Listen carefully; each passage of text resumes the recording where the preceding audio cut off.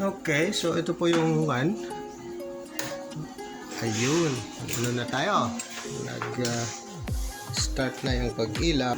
Yung exposure, pag bago-bago pa yung emulsion, nasa 3.5 minutes ang exposure ko. Minsan ginagawa kong 4 minutes. Mas maganda kasi pag mas matagal yung luto, mas matibay yung emulsion pag na-cure. Kung halimbawang mas luma na yung emulsion, babawasan natin yung time. Iba-iba rin yung exposure time ng bawat printer kasi iba-iba yung setup. Dito sa exposure unit ko, na-check ko na yung capacity niya. Merong tolerance yan, more or less, parang ganon. Yung average. Minsan yung mga nag-expose, meron pa yung sinasabi na gradual. Hindi na kailangan yun kung at least nasubukan niya na minsan kasi magdedepende rin yung pagkaluto dun sa freshness ng emulsion. Maraming consideration yun. Minsan pati sa mesh. Kung ano yung mesh niya, may factor din doon sa pag-consider. So, iba-iba.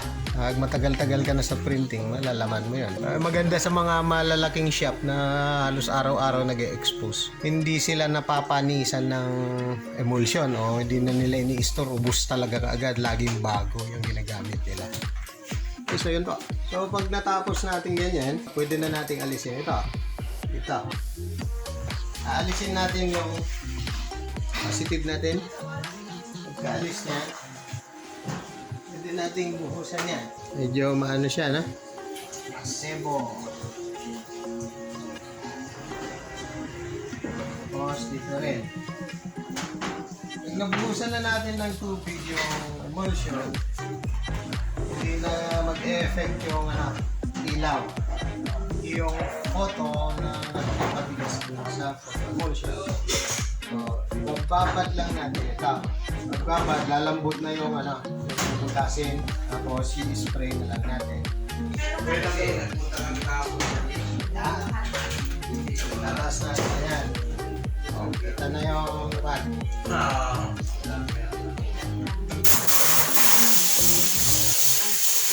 Ang bilis, oh. Pag nakuha mo yung tamang time,